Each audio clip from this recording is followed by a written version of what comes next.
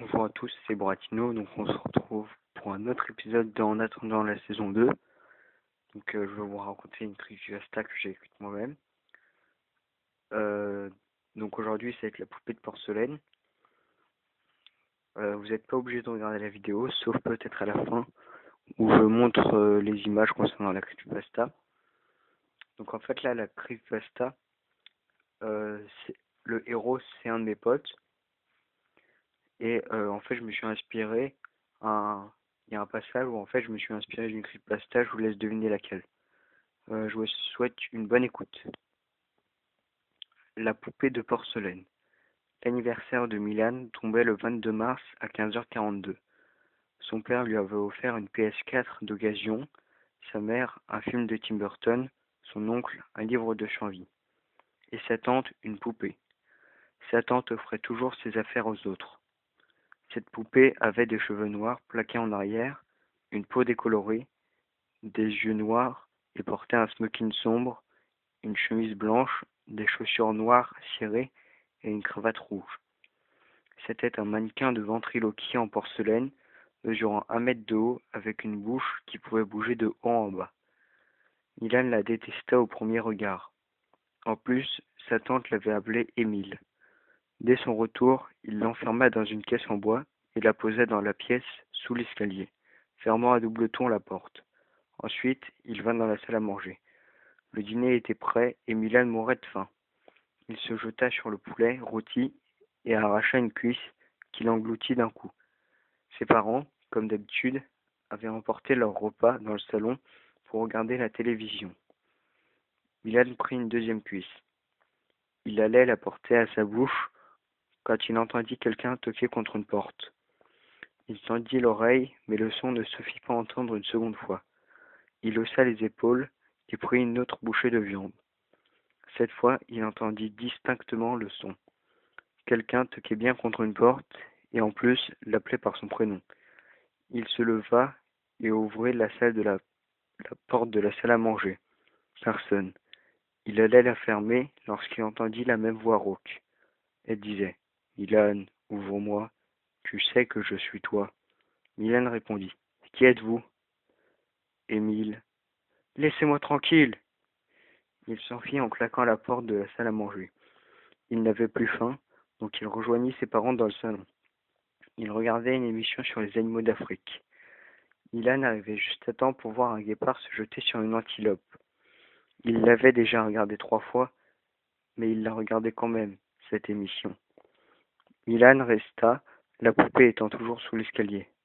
À la fin de l'émission, il dut se résoudre à monter dans sa chambre.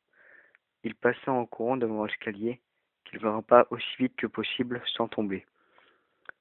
Il ne se lava même pas et enfila son pyjama. Il s'endormit aussitôt. Il dormit jusqu'à 3 heures du matin. Il se réveilla à cause d'un bruit venant du rez-de-chaussée.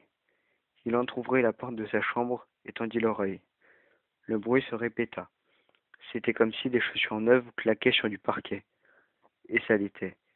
Milan se pencha par-dessus la rampe et crut voir 2 yeux scintiller dans l'obscurité. Il courut se réfugier dans sa chambre. Avant de fermer la porte, il entendit: Milan, je suis sur la 3e marche. C'était la même voix rauque que celle qu'il avait appelée sous l'escalier. Il sauta sur son lit et se réfugia sous ses draps. Le lendemain, il arriva en retard au collège. La journée se passa mal et il récolta une observation du professeur de français, Monsieur Simon. Quand il rentra chez lui, il n'y avait personne, à part le chat, le poisson rouge et le hamster. Et la poupée. Il monta l'escalier, lentement, en comptant les marches, et pour ne pas signaler la présence à la poupée. Il y avait 21 marches. Il avait une semaine avant que la poupée n'arrive en haut.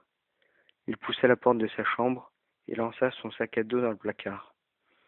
Il se retourna et il manqua un battement de cœur. Sa chambre était ravagée. Les rideaux en lambeaux, le papier peint arraché, le bureau retourné et le plafonnier gisant par terre. Mais le pire se trouvait sur son lit. La poupée était là, le dos tourné à Milan. L'occasion était trop belle. Il prit sa batte de baseball, offerte par son oncle il y a 2 ans de cela, et s'approcha sans bruit de la poupée.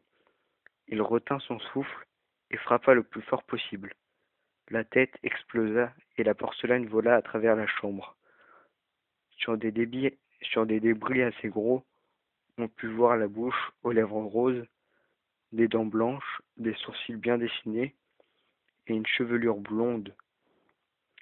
Milan venait de détruire la vieille poupée blonde de la collection de sa mère. Cette poupée avait un sweat à capuche, une jupe et des tennis. Comment Milan avait-il pu confondre cette poupée blonde et innocente avec ce monstre diabolique et maléfique, enfermé dans ce corps de porcelaine? Il ne put répondre à cette question. Un ricanement retentit, rauque et menaçant. Milan se retourna. Le monstre en question était appuyé contre la porte de sa chambre. Milan prit sa batte et, décidé d'en venir à bout, frappa la poupée. La porcelaine ne se brisa pas. C'est ce moment que choisit sa mère pour rentrer. Milan voulut frapper une deuxième fois la poupée, mais il n'y parvint pas. Elle avait disparu. Il décida de s'enfermer pour que sa mère ne voie pas le carnage. La nuit passa vite. Milan se réveilla seulement lorsqu'il entendit une voix rauque dire « Milan, je suis sur la 6e marche. » Le matin, Milan décida d'en découdre. Il se réveilla une demi-heure en avance et descendit les marches, batte à la main. Il déverrouilla la porte et alluma la lampe de poche. La poupée était là, dans la boîte ouverte, tel un vampire dans un cercueil. Il leva la batte très haut au-dessus de sa tête et la battit sur la poupée. 1 fois, 2 fois, 10 fois, 100 fois, jusqu'à ce qu'il ne reste plus que des débris microscopiques. Il sortit dans le couloir et alla dans la cuisine. Quand il alluma la lumière de la cuisine, des dizaines d'yeux l'observèrent. Puis, les poupées dirent d'une même voix rauque. Tu croyais vraiment que c'était aussi simple que ça, de se débarrasser d'une poupée? Puis, la collection entière de la mère de Milan fondit sur lui.